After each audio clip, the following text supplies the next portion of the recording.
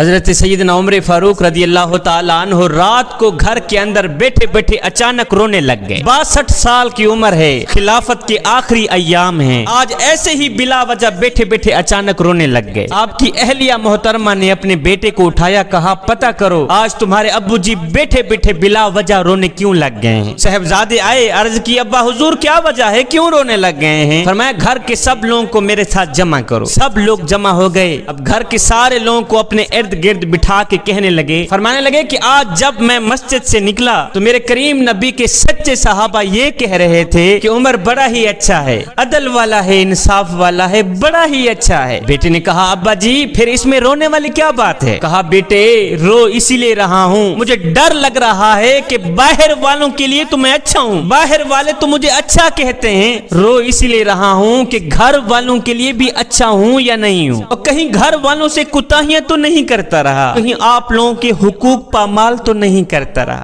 آپ کی اہلیہ نے جب سنا تو کہنے لگی مجھے آپ پر شکوہ ہے حضرت۔ آپ کانپ گئے، کہا وہ کون سا شکوہ ہے؟ کہا میرے سرتاج آپ کا جاہ و جلال بھی اتنا تھا کہ میں تو بات بھی نہ کر سکی، میں تو بتا بھی نہ سکی۔ کہا میرے سرتاج آپ سارا دن مسجد میں گزارتے رہے اور ساری رات نقاب اوڑھ کے مدینے کی گلیوں میں گزارتے رہے۔ اے میرے سرتاج شوق تو میرے اندر بھی تھا کہ میرا سرتاج میرا شوہر میرے ساتھ بیٹھتا، مجھے کہیں لے جاتا۔ اے میرے سرتاج میں نے تو آپ کی زندگی میں کچھ نہیں دیکھا اور آپ کا جاہ و جلال دیکھ کر آج تک میں نے یہ شکوہ آپ کو بتایا ہی نہیں۔ کہنے لگے چل اللہ کی رضا کے لیے عمر کو معاف کر دے۔ یہ معافی بیوی سے نہیں مانگی جا رہی بلکہ یہ معافی اپنی کمی کی مانگی جا رہی، اپنی کمزوری پر غلطی کا اعتراف کر کے معذرت کرنا بھی اللہ کے نیک اور محبوب بندوں کا شیوا ہے۔ حضرت عمر کہنے لگے اللہ کی رضا کے لیے مجھے معاف کر دو نا۔ کہا نہیں ایسے معاف نہیں کروں گی، میری ایک شرط ہے وہ پورا کرنا پڑے گی۔ اچھا کون سی شرط ہے؟ کہنے لگی قیامت کے دن اللہ تعالیٰ جب آپ کے لیے جنت میں جانے کا حکم دے گا تو آپ کو اللہ کی بارگاہ میں سفارش کر کے مجھے بھی ساتھ جنت میں لے کے جانا پڑے گا،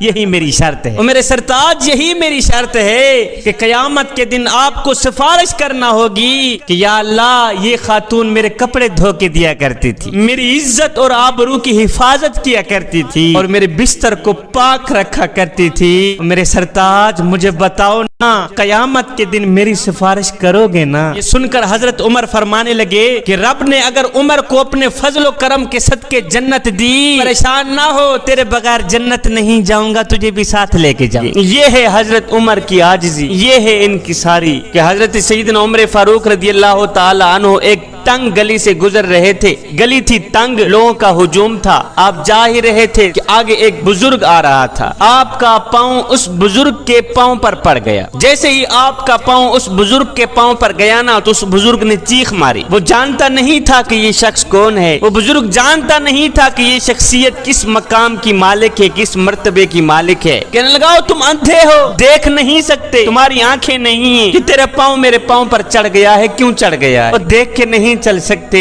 یہ سن کر حضرت عمر فاروق رضی اللہ تعالی عنہ رو کر کہنے لگے میاں مجھے پتہ نہیں تھا کہ میرا پاؤں آپ کے پاؤں پہ چڑھ گیا ہے، میں نہیں جانتا تھا، انجانے میں یہ کام ہو گیا ہے، خدا کے لیے مجھے معاف کر دو۔ جب تک تو عمر کو معاف نہیں کرے گا عمر کا رب بھی عمر کو معاف نہیں کرے، خدا کے لیے مجھے معاف کر دو۔ یہ وہ شخصیت معافی کی خیرات طلب کر رہی ہے ایک عام آدمی سے 24 لاکھ مربع میل کا شہنشاہ ہے، جس کے بارے میں میرے حضور علیہ السلام نے فرمایا اگر میرے بعد کوئی نبی ہوتا تو وہ عمر ہی ہوتا، جس کو میرے نبی نے رو رو کر مانگا ہے۔ یہ ہے عمر کی عاجزی، یہ ہے عمر کی انکساری کہ آپ ایک دن نماز پڑھ رہے تھے کہ امام صاحب نے دوران نماز تلاوت بیان کی جس کا ترجمہ یہ تھا کہ اللہ تعالیٰ قیامت کے دن تمہاری چھوٹی سی چھوٹی نیکی بھی تمہارے سامنے رکھ دے گا، چھوٹی سی چھوٹی غلطی تمہارے سامنے رکھ دے گا، پھر اللہ تم سے اس کا حساب لے گا۔ یہ تلاوت سنتے ہی سیدنا عمر فاروق رضی اللہ تعالی عنہ نے ایک چیخ ماری، رو کر زمین پہ گر پڑے، آپ بے ہوش ہو گئے۔ نماز کے بعد جب آپ کو ہوش آئی تو لوگوں نے پوچھا حضرت آپ رو کر زمین پہ کیوں گر پڑے؟ تو آپ نے فرمایا میاں رویا اس لیے ہوں کہ اللہ تعالیٰ قیامت کے دن چھوٹی سی چھوٹی غلطی کا حساب لے گا،